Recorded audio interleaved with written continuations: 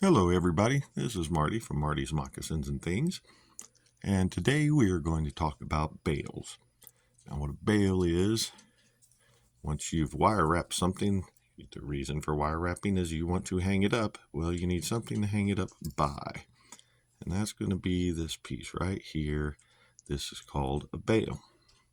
That is what you need to run your chain, your string, your cord, whatever you're going to use to hang it up with so that it hangs.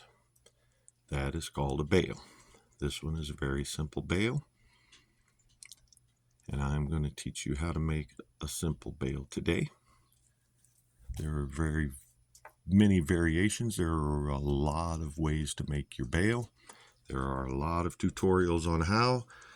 I'm going to show you the one that I generally use, and then in a later video we'll show you some of the variations. So today you're going to need some wire. I am using Barrow Wire's tarnish resistant 20 gauge copper. You are going to need a stone, which I am using a lava stone. It's a very pretty stone, and this one is drilled straight through, as we can see right here, from top to bottom. I've cut off about 16 inches of wire, and to wrap this stone with, how much wire you use is going to have to just be something that you learn. It's always better to have too much than not enough. And I've got my wire cutters, which I already used to cut the wire. I have my bale making pliers. These you do not have to have. You can use a pencil or a pen or anything else that's round that you can wrap wire around and take it off. And it just needs to be the size of the bale that you want. And chain those pliers. We're going to go ahead and wrap the stone all the way and see what happens. So you want to find the ends of your wire and find the middle. Now, it said you had to decide what size you wanted. I generally use two of these. I either use this one right here or this one right here. And what makes me determine which to use?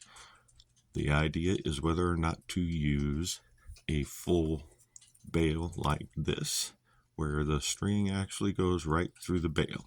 That is going to be this size right here.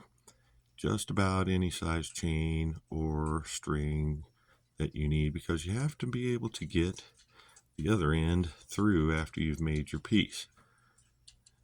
Now, your lobster claw generally doesn't go through anything, but the biggest part is going to be right down here.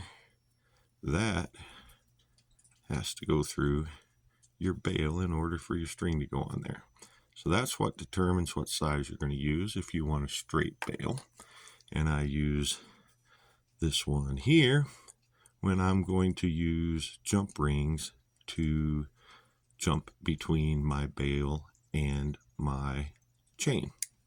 We'll talk about jump rings in a future video. So you're going to find your end. You've got this. I'm going to make this a straight bale, so we want to use this size here. What you're going to do, if whatever round thing you're wrapping it around, you just wrap it around all the way once, making sure that your wires do not, see how we can do that. There we go. We want them to lay side by side. We don't want them to go over each other. We want them to stay side by side.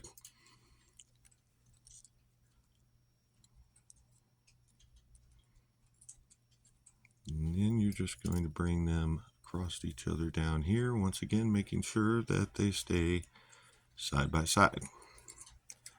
They're going to be a team. They're going to work side by side. You don't want them crossing over each other while you're making your bale. So now we have a nice little circle.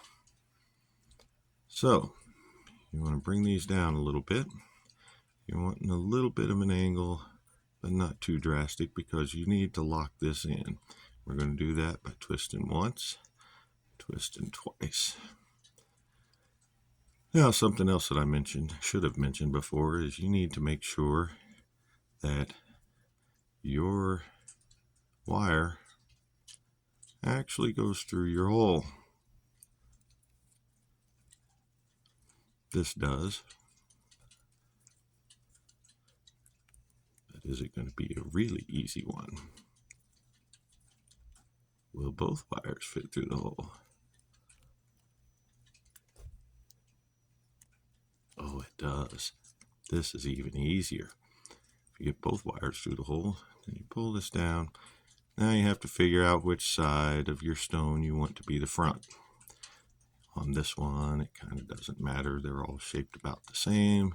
They all look pretty good. You tug it down here tight, and you bring it up where you can see the wire onto the face of your stone, keeping the wires side by side,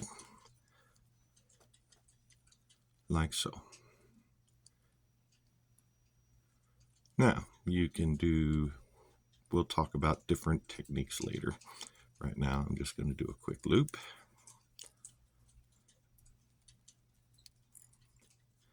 And then we're going to curve it back to the top. And we're going to go around our bale all the way until we have what's called a scarf. So just that a little bit. So it's kind of in the middle. So we call it a scarf because here's the little guy's head. He needs to be straightened out a little. And you bring the wire around like it's a scarf. And then all you have to do, since we want this to be our main bale, it needs to be this way. So we're going to twist it around so that it will be like this, orientated when we put in our string. The way I had it before is the way you would want to use if you want to use, is the way you want to have it if you want to use jump rings. So now we can do this. I'll do it this way so you can see better. What you want to do is just continue to run this around. There we go.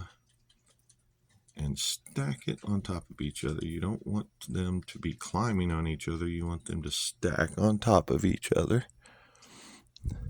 So you just go like that. See how they're stacking on top of each other and not climbing on each other. You don't want it to do this. You don't want that. See how it climbed on top of each other? No, you want it to stack like on this side. Now you can take this up as far as you want, as far as you have wire to do. And straighten that out a little bit so that it goes where it's supposed to. There we go. Oops, went off camera, sorry. So, but you need to stop with enough room for your chain to go through.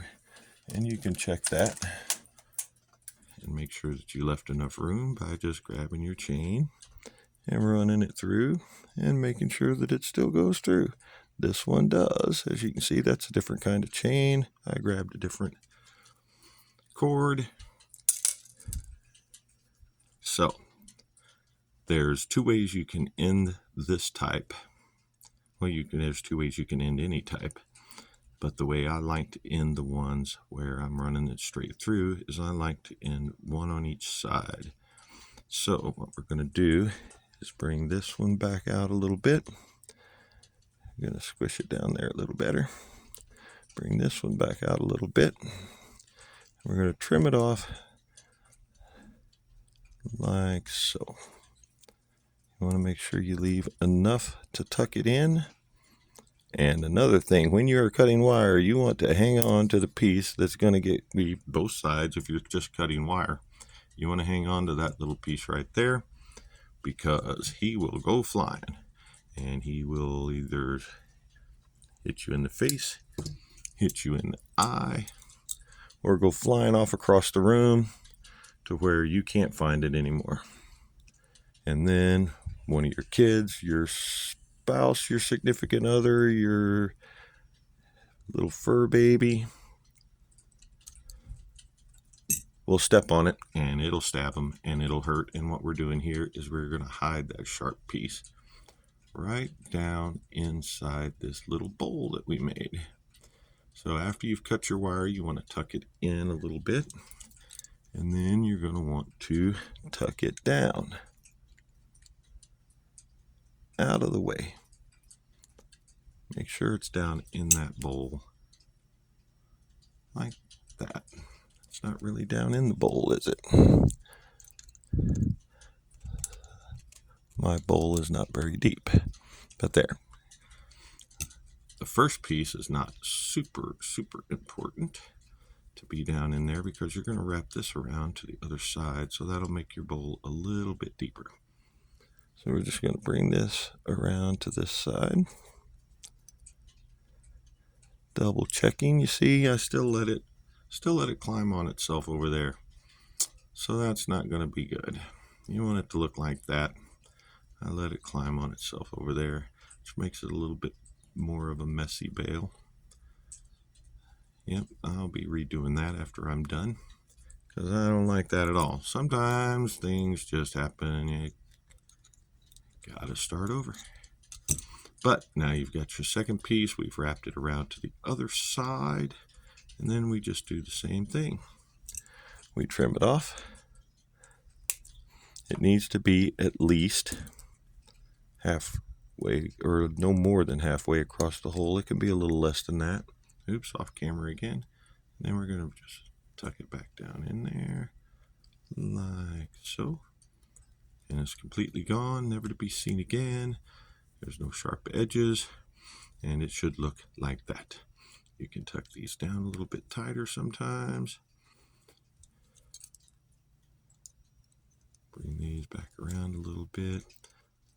You can do a very basic bail like that. And it's ready to hang, except for my mess up over there, but I'll fix that later. Now, a couple of other things to decide is whether you want a neat bail or if you want a messy bail or even a more messy bail. Me personally, I like a neat bail. It is more aesthetically pleasing to me. But some people like a messy bail. So I will end this video and we'll talk about different variations later down the road. Thanks for watching. Bye.